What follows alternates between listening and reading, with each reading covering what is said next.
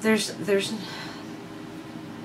so many different things that can happen with MS, and some of them are really scary, and there's no way around that. And when I was being first diagnosed, I had gone numb. It started from my knees down bilaterally, both legs, you know, from my knees down to my feet were incredibly numb, and then it just started spreading and spreading, and until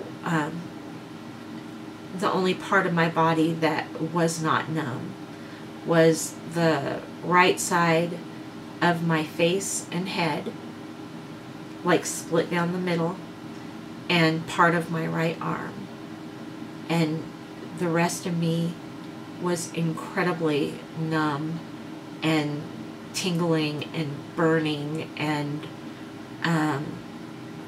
it was terrifying.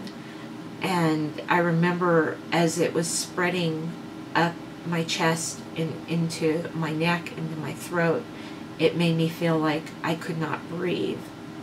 And I was terrified that it was affecting, you know, my diaphragm and my lungs. But it was what they call sensory symptoms. But it didn't make it any less terrifying. And I did do, I believe it was a 4-day IV drip of steroids. And steroids are pretty much all we really have right now to slow an attack down and bring the inflammation down, because MS is pretty much an inflammatory disease. And so after a couple weeks, the numbness started dissipating and you know, receding to a tolerable level, and then parts of my body went back to normal. My left arm and hand has stayed numb, and it varies how much. My legs and feet still numb, and once again it varies. If I've overdone, if I get overheated, if I walk too much, it really acts up. And so that's the attack that got me diagnosed. So number 3 of things that I believe you should do as newly diagnosed is to get on a disease-modifying drug ASAP. Now, from what I know, the only drugs that are available for the newly diagnosed right now are Copaxone, Avonex, Rebif, and Betaseron. And I'm not sure if I'm pronouncing all those correctly, but those are the 4 drugs that are offered to people who are newly diagnosed. Currently, Tysabri is only offered as a last course of treatment if you've not done well on any of the other ones, which I don't really understand. I understand that, you know, there's a risk of the PML, which is a brain infection, but the Tysabri has had some of the best numbers as far as reducing relapses and helping people, you know, walk again and those type of things. And it makes no sense to me why it's only for the last course treatment.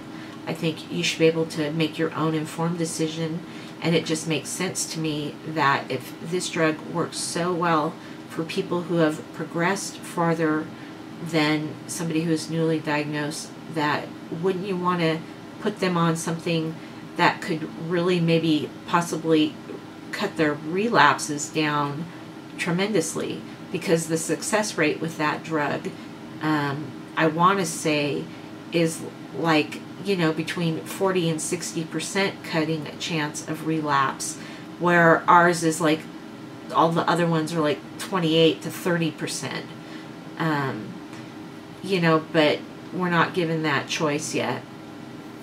And that's, it's a personal decision. But no matter what, you need to be on a medication.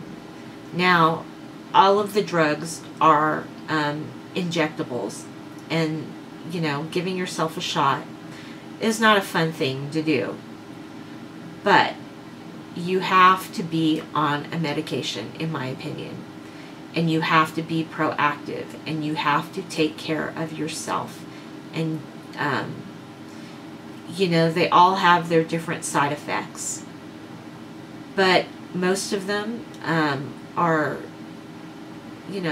short-lived. Your body gets used to it.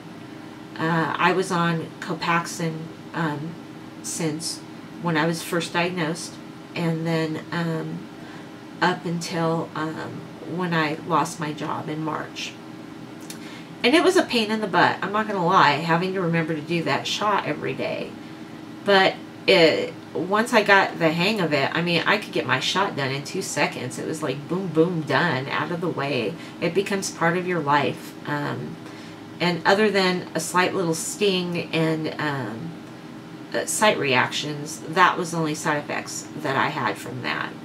So I'm now on Avonex, and my side effects have been much stronger.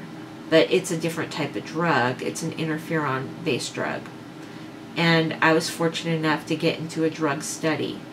And so that is why I'm on this now. Because I'm willing to be on any drug that I can. Because I feel that strongly about being on some kind of medication to cut back on relapses. But it is an individual choice. And you should research all the different drugs and find the one that you feel will best fit in with your lifestyle, and discuss this with your neurologist. Another thing that I want to talk about is finding a good neurologist. I've been pretty lucky in the doctors that I have had. My original doctor who got me diagnosed was not an MS specialist. He really didn't deal with many people with MS. He dealt primarily with children's issues and sleep disorders. But he was the neurologist that got me in the very next day that the nurse practitioner who suspected MS. So I'm eternally grateful to him, because he was incredibly proactive. Didn't beat around the bush with anything. He got me in. I got in to see him in the very end of August, and Labor Day weekend was approaching, and he wanted MRIs, and he got me in on that Sunday of Labor Day weekend for my MRIs. And got the results, I think, Tuesday. I was on a med on Tuesday.